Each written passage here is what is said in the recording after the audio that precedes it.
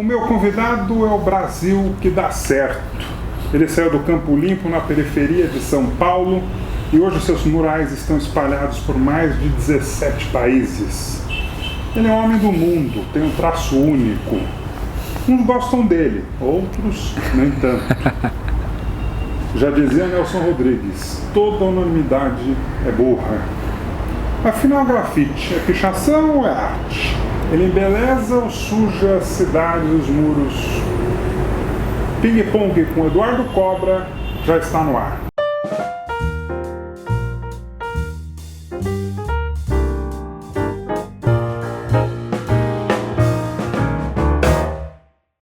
Obrigado por você me receber, seja bem-vindo ao programa. Obrigado a você pela oportunidade aí.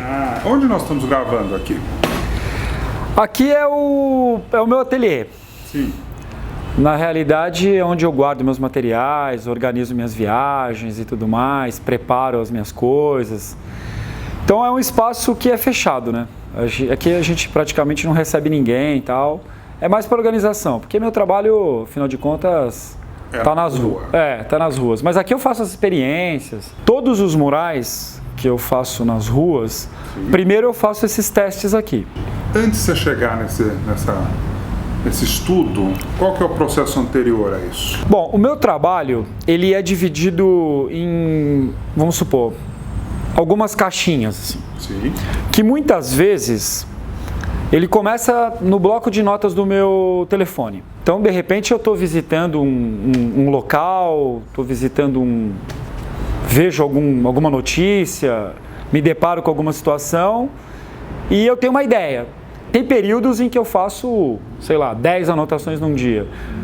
Tem ocasiões que eu passo um mês e não consigo anotar nada lá também. E aí do bloco de notas passa para um desenho. Desse desenho... Você desenha no computador ou no papel? Eu uso os dois, mas muitas vezes eu vou pesquisar também, né? Então eu vou entrar naquele universo, às vezes eu tenho uma ideia simplesinha, mas aí eu vou buscar mais informações sobre aquilo. Dá um exemplo.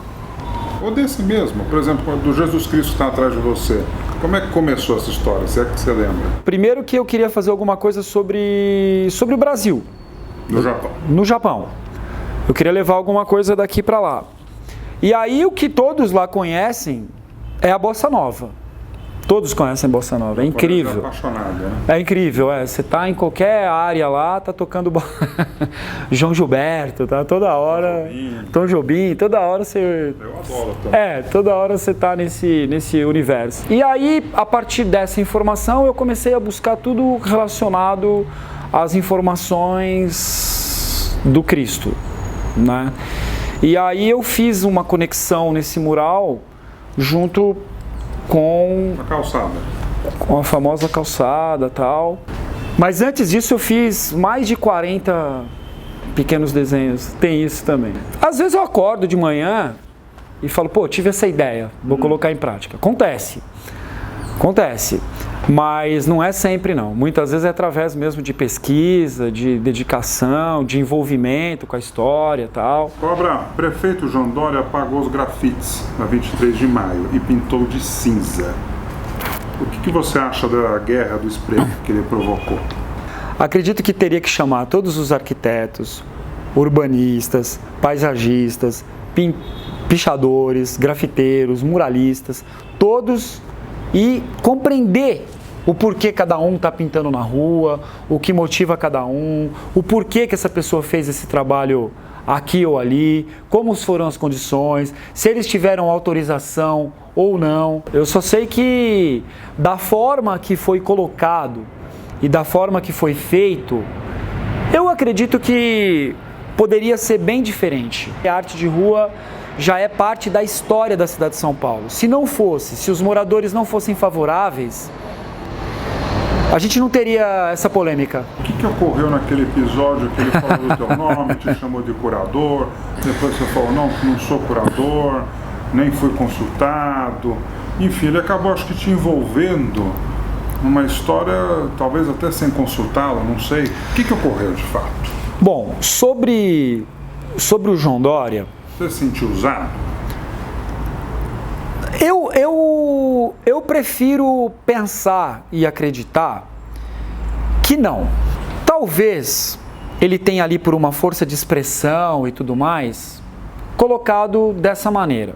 Porque realmente, em dezembro, antes mesmo de entrar na prefeitura e tudo mais, eu o conheci, fui no escritório pessoal dele, que ele queria entender mais sobre arte de rua e tudo mais. Tive esse contato com ele, foi um contato super rápido, de cerca de meia hora, talvez. Nessa ocasião, ele perguntou alguma coisa da arte de rua, mas eu não tive muito tempo de poder falar mais sobre... Mas ele te chamou sobre os porque ele queria entender um pouco mais da arte de rua tal, e tudo mais, com o meu trabalho. Na verdade, ele queria me conhecer para saber da minha história. Da onde você veio, como você faz o seu trabalho e tal. Em todo momento, ele se colocou como alguém que admira o meu trabalho.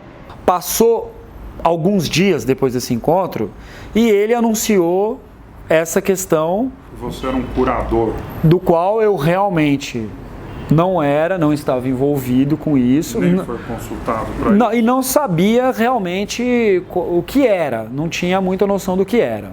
Eu falei, olha, eu não estou envolvido, não sei do que se trata, tal. E por outro lado, mesmo que ele tivesse falado comigo a respeito disso... Você aceitaria? Eu não aceitaria. Então tem isso também. Primeiro, eu não dou conta nem dos trabalhos que eu estou fazendo. E eu também, particularmente, não curto muito envolvimento com política. Meu trabalho é na rua, eu já passei por várias prefeituras diferentes, seja do partido X ou do partido Y, tal. Já fui consultado algumas vezes sobre arte de rua, como é, como não é, mas eu nunca me envolvi com nada. O Dória te ligou depois? Foi basicamente depois cheguei a falar com ele, não pessoalmente, cheguei a falar com ele sim, mais uma vez, sobre tudo isso que aconteceu, e eu falei, olha, primeiro que eu venho da pichação. A minha origem, a minha história, é a minha classe, ou seja, assim, as ruas, os outros artistas, tal, etc. E eu tenho um posicionamento seguinte, eu jamais poderia me colocar numa posição de juiz ou de superior a outros artistas. Eu jamais falaria, olha, esse trabalho é legal, esse é ruim, esse é bom, esse é... Porque eu faço a minha caminhada, a minha correria, e eu sei a luta dos outros artistas também. E outra coisa também, tem muita coisa ligada ao estilo de cada um.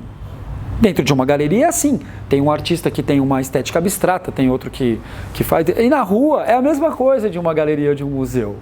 Né? Então eu jamais participaria de alguma coisa... Você ficou muito chateado com esse episódio? Fiquei triste. Eu tenho muitos projetos que eu quero fazer, tal, etc. Quando eu tive a oportunidade de falar com ele nesse dia, eu realmente quis falar sobre esses projetos. E agora mesmo, para fazer esses projetos, eu quero realmente poder contar com as permissões, com o apoio. Eu vou ter que apresentar e mostrar esses projetos para a gente poder fazer com que eles aconteçam. Qual que é a sua opinião sobre esse programa Cidade Linda? Eu sou um paulistano, nasci aqui, amo a cidade de São Paulo. Moro aqui, sou apaixonado. Eu viajo o mundo inteiro, mas gosto de voltar aqui, gosto de pintar aqui. Então assim, o que eu quero? Que a cidade seja melhor. Acho que todo paulistano quer que a cidade seja melhor. Então eu quero sim quero andar com segurança, né? Quero ter segurança nas ruas. Eu não quero ver pessoas aqui sendo mortas por causa de um celular. Não quero ver pai de família sendo morto por causa de uma bicicleta. A gente está precisando de educação, as escolas estão com... A saúde está com problema, entendeu? Então assim, a pessoa morre lá, não consegue fazer um exame. Então a gente tem muitos problemas profundos na cidade. A gente tem que tratar isso. Você saiu de Campo Limpo, mas parece que Campo Limpo não saiu de você. A questão é que assim, eu sou bastante realista, né? Então não adianta a gente ter viver num conto de fadas. A cidade é real. Claro. Os moradores são reais, as necessidades são reais. E eu vejo tudo isso. Eu acho que realmente essa oportunidade de fazer a cidade linda, a cidade bacana, que todo paulistano quer, é uma oportunidade que tem que ser aproveitada mesmo. A gente está precisando mesmo de melhorias na cidade e pensar na cidade mesmo como um todo, como nunca ninguém pensou. Você acha que o Dória se precipitou em sair apagando e pintando de cinza os grafites? Eu acredito que poderia ter tido uma conversa com todos os artistas envolvidos. Qual é o plano que ia ser feito lá para o espaço, para 23 de maio? Existe determinado plano, vamos ver qual os artistas que pintaram, por que eles pintaram, o que vai acontecer com as obras, onde esses artistas vão ser relocados, como que é esse diálogo. O que eu acredito é que, de qualquer forma, tudo que for feito em benefício à arte é bom. Se eu tiver que conversar com o Dória, se eu tiver que conversar com o secretário, se eu tiver que conversar para conseguir fazer os meus painéis na cidade, obviamente que eu vou fazer isso. Eu quero continuar tendo liberdade para fazer os meus trabalhos na cidade. Você começou pichando? É, exato. O que você pichava? Eu pichava minha assinatura, Cobra, surgiu da época da pichação, né? Escrevia meus nomes, 12 anos. Dos 12 aos 16 eu era bastante envolvido com a pichação. Qual é o prazer que dá pichar? Vale a pena comentar que hoje em dia eu não tenho mais nenhuma conexão com isso. Sim, claro. Porém, o que ocorre? Naquela época, vivendo na periferia, uma situação de exclusão total. Ou seja, eu não tinha acesso a nada. Nunca tinha entrado numa galeria. Sua família era muito simples? Sim, bastante simples. Meu pai é tapeceiro de reforma de móveis estofados, minha mãe dona de casa. Meu pai acho que nunca tinha entrado numa galeria de arte. Pra falar a verdade, acho que ele entrou pela primeira vez com um trabalho para ver uma coisa minha. Assim. Que bacana. No caso do meu pai, ele era radicalmente contra. Radicalmente contra. Porque ele queria que eu tivesse um trabalho convencional. A minha mãe também queria que eu tivesse um trabalho convencional, mas eu queria sair pelas ruas e continuar pintando. Eu não sabia que era possível ganhar algum dinheiro fazendo isso. Não sabia, não tinha referência. Isso que vale a pena. Eu não tinha outros artistas em quem me espelhar, entendeu? Pô, olha só, eu só agia instintivamente. Eu gostava de desenhar e gostava de pintar. E saía pelas ruas pintando. Então, para mim, o suporte que eu encontrei para colocar meu trabalho são os muros. Mas você não me respondeu qual é o prazer que dava pichar. Então, para mim era uma forma de falar, olha, era uma forma de... Protestar? De rebelião? Também. Uma espécie de revolta, uma espécie de reconhecimento também dentro do grupo, de notoriedade dentro do grupo. E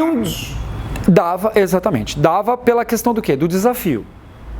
Ou seja, eu consegui colocar meu nome no prédio mais alto. O que aconteceu para colocar o meu nome ali? Lugares impossíveis. Lugares impossíveis, então, quer dizer, todo o risco, né? Eu podia desde tomar um tiro até ser detido, ser preso. Inclusive eu fui detido 3 vezes fazendo isso. Foi? Sim, fui. E foi um momento bastante difícil, né? Foi bastante difícil para mim, porque eu fazia isso, eu tinha que fazer escondido. Quando eu fui detido, minha família descobriu. Caiu a casa, a situação piorou dentro de casa, meu pai. Aí que meu pai falou, rebelião total. Você não quer trabalhar, você não quer fazer uma coisa correta, então vai morar sozinho. Aí já bem novinho, 19, 20 anos, tive que morar sozinho, sem ter condições nenhuma de morar sozinho. E aí? E aí que eu vivia meio que de doação, né? Minha mãe às vezes levava uma cesta básica lá, alguma coisa. Eu tinha que pagar um aluguel que eu não tinha grana. Aí eu vivia às custas de um agiota que tinha na rua de baixo, que meu trabalho eu não ganhava nada, assim, eu fazia em troca de roupa, de skate, alguma viagem interna, alguma coisa assim, né? Então não tinha mesmo como continuar, não tinha uma luz, assim, falar, olha, esse artista fez a mesma coisa e conseguiu, né? Que eu disse. Então, eu realmente continuei a pintar por paixão mesmo. Do que você foi chamado no início da sua carreira? Bom, da escola que eu estudava, eu cheguei a ser expulso.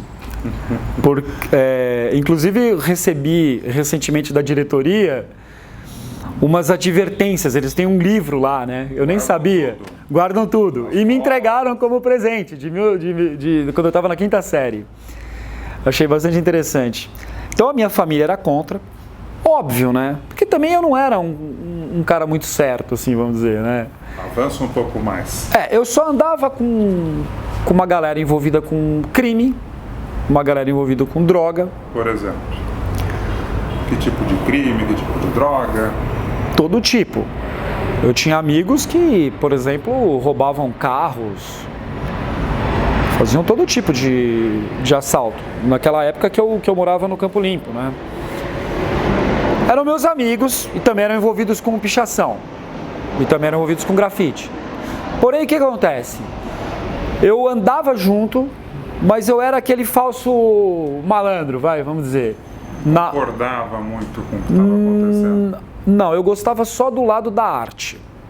Então, como eles estavam envolvidos com isso também, para mim eu estava envolvido nessa parte. Então, assim, quando chegava o momento de alguma coisa nesse sentido de crime ou de droga, eu, beleza, tal, tenho que ir embora, tô com um problema. Disfarçava e saía. Então, eu nunca cheguei a me envolver com isso. Mas eu vi vários amigos sendo presos ou mortos nessa trajetória. E meus pais sabiam disso. Então, eles queriam me preservar, na verdade. Hoje eu vejo, mas eu tive muita briga com a minha família e na rua as pessoas me chamavam de vagabundo mesmo. Vai trabalhar, tal, etc. Alguma coisa nesse sentido. Vândalo também? Muitas vezes, muitas vezes. Vandalismo e tal. Porque, na verdade, eu era. O que une tanto o grafite quanto a pichação? A ilegalidade. Tanto o grafiteiro quanto o pichador pegam suas tintas, saem pela cidade e eles não dependem de permissões ou de autorizações. Eles vão colocar lá, o pichador, a seu nome, sua letra, o grafiteiro vai fazer o seu desenho, mas ambos correndo o risco de ser preso, tal, etc. Obviamente que a população, de uma forma geral, gosta mais dos desenhos, mas isso também é um crime ambiental. Quando tem a autorização do proprietário ou da prefeitura, já não é mais grafite, e sim mural, trabalho de muralismo. Sim. Então tem essa diferença. É a autorização. Autorização. Eu acho que a arte, a forma de expressão de arte, está em todas as atividades. A gente pode ver aí grafiteiros de altíssimo nível e se não fosse assim, galerias do mundo inteiro não estariam convidando artistas hoje de São Paulo para levar os seus trabalhos, né? Eu sempre vi as ruas como as paredes são as minhas telas, né? A cidade é a galeria onde eu exponho os meus trabalhos. E outra coisa, é democrático, né? Todo mundo tá ao acesso de todas as pessoas. Eu julgo mais interessante pintar nas ruas. Eu pretendo, enquanto eu tiver força para subir nas escadas, continuar pintando nas ruas. Aliás, Cobra, você já se machucou alguma vez? Porque você fica de pendurado em prédios altos. Com o meu trabalho não, mas tive um problema de intoxicação de metais pesados das tintas. Que inclusive eu tenho até hoje. Porque eu não usava máscara, não me protegia. E pela inalação dos sprays ou dos thinners, de tudo isso, sofri um problema que é o mesmo problema que o Cândido Portinari teve, por exemplo. Fiquei vários anos bem doente, sem saber o que estava acontecendo. Comecei a ter problemas de insônia, várias coisas assim. E tenho 1,87 m de altura, eu estava pesando 60 quilos. Nossa. E aí todo mundo que estava ao meu redor falou, cara, você tá com depressão, procura um psiquiatra. Ele me deu uns questionários lá para responder e eu dava sim para tudo, né? Eu tava péssimo. Aí ele falou, você tá num estágio com uma depressão, sei lá, deu uns nomes malucos lá. Sim. Você tem algum problema de tomar remédio tarja preta? Fala a verdade, eu nunca tinha nem pensado nisso, né? Falei, não tem problema nenhum. Eu tomava 12 comprimidos por dia de tarja preta. Você não precisava de tanto. E eu fiquei viciado, nunca usei droga nem nada, mas fiquei viciado nos remédios. Eles viciam. Andava segurando a cartela de remédio dentro do bolso. E aí foi uma tragédia completa, né? E aí ele chegou com o cartão de um amigo dele, que era dono de uma clínica, e falou, você vai ter que ser internado nessa clínica, porque você tá... E aí foi esse dia que eu falei, não, eu vou ter que parar. Mas eu tava viciado já. E aí, assim, uma luta, vários anos nessa batalha aí. Foi isso. E aí, hoje eu faço ainda um tratamento sobre isso. Com psiquiatra? Não. Deus me livre. Não toma mais nada? Não, Deus me livre. Eu não tenho nenhuma conexão com com isso e nem voltaria a ter. Eu me trato com natural, medicação natural. O mural do Oscar Niemeyer é um dos meus preferidos. Por que ele foi uma grande conquista na sua carreira? No caso do Niemeyer, por quê? Porque é o coração financeiro da cidade. Paulista. Avenida Paulista. Para mim foi como um sonho, né? Conseguir realizar uma obra tão importante assim, depois de ter passado por tudo que eu passei na cidade, a obra está lá até hoje, né? Da 23 de maio também, quando eu pintei, foi um painel de São Paulo da década de 20, todo em preto e branco. Também foi um painel que eu posso dizer que foi importante pela batalha que foi, porque foi na questão da lei Cidade Limpa, que a prefeitura estava apagando vários trabalhos na rua e eu briguei lá vários tempos, tá? Cerca de 6 meses para conseguir aquela permissão temporária. Me deram 30 dias, você pinta lá e vai ficar 30 dias, a gente vai apagar. Falei, beleza, vou pintar mesmo assim. E aí ficou lá 8 anos, né? Foi apagado agora. Qual que é a relação com o painel do Ayrton Senna? Bom, sobre o Senna em específico, vale a pena comentar que o painel do Senna não é por conta da Fórmula 1. Se eu falar que eu pintei por causa da Fórmula 1... Mentira. É mentira, eu pintei por conta do Ayrton Senna, mesmo.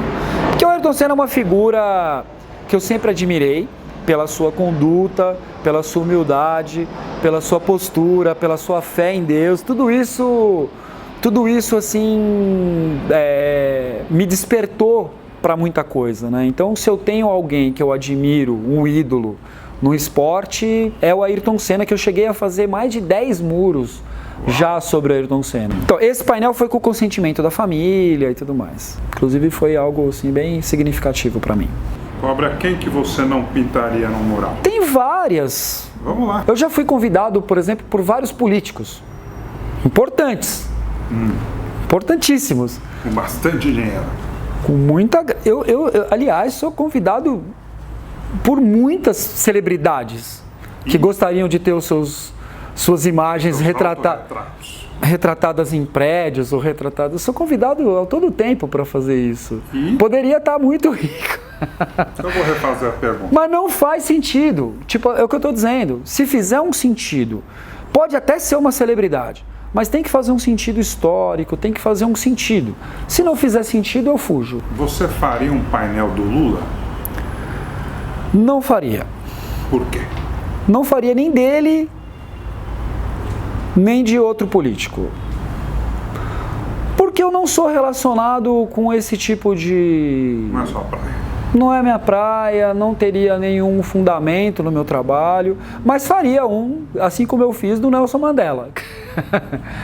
Faria um do Nelson Mandela, que também teve envolvimento político. Sim. Do Martin Luther King. Fiz do Abraham Lincoln. A gente não tem nenhum brasileiro para se inspirar, tirando o Niemeyer e o Ayrton Senna? Sim, claro, temos muitos.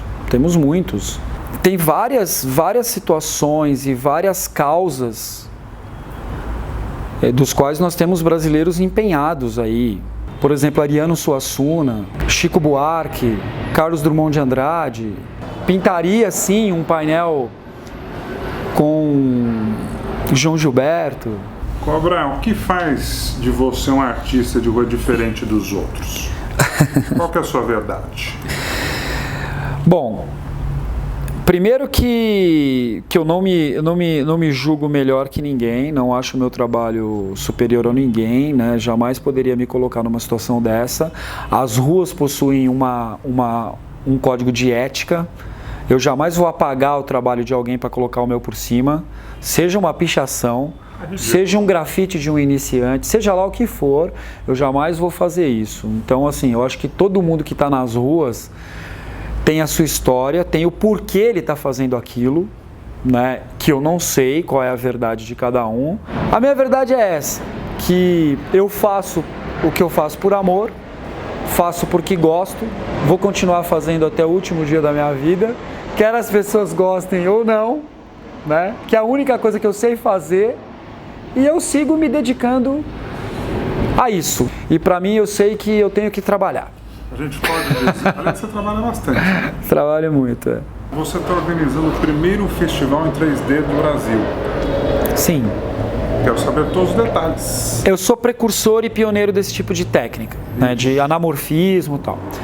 Sensacional. Eu gosto bastante desse tipo de trabalho, que geralmente é feito com giz, inclusive, né? E como é inédito no Brasil, agora eu quero trazer para cá. Estou conversando com todo mundo aqui em São Paulo e agora realmente a gente conseguiu alguns espaços, Memorial da América Latina, a gente tem também o Ibirapuera, a gente tem também na Paulista, a gente vai fazer alguns pontos, mas vai ser com foco no Memorial da América Latina. Então eu vou trazer cerca de 50 artistas. Vale a pena comentar que esse festival, embora eu estou na curadoria dele, eu estou trazendo o festival dos Estados Unidos mesmo. Então vai vir o festival de lá, vai vir a curadoria de lá também. E artistas que são os melhores do mundo vão vir aqui para São Paulo. E eu não pretendo ganhar nada com isso, tá? Vale a pena até comentar isso. Eu estou falando para as pessoas, para os patrocinadores, estou falando até que a Prefeitura de São Paulo não teria como, né? E o que eu quero é fazer o evento. O que vai acontecer com a arte de rua depois do festival? Então, São Paulo é uma das cidades mais ricas em relação à arte de rua, né? Com a maior diversidade de estilos e tudo mais. A gente aqui em São Paulo não perde nada para nenhum lugar do mundo hoje. Tanto é que, como eu comentei, artistas daqui estão indo para o mundo todo. Esse festival vai sim agregar mais um elemento na arte de rua, né? As pessoas que não conhecem vão poder conhecer, vão poder desfrutar aí de uma tendência mundial que aqui em São Paulo a gente ainda não tem feito. Curtiu essa entrevista? Ah, que bacana, temos muitas para você assistir. É só clicar nesse retângulo para você ver a próxima entrevista. Aí não se esqueça de se inscrever aqui no Ping Pong com Bonfá. Tá vendo esse círculo com a minha cara? Só clicar aí para você ficar sabendo das novidades do talk show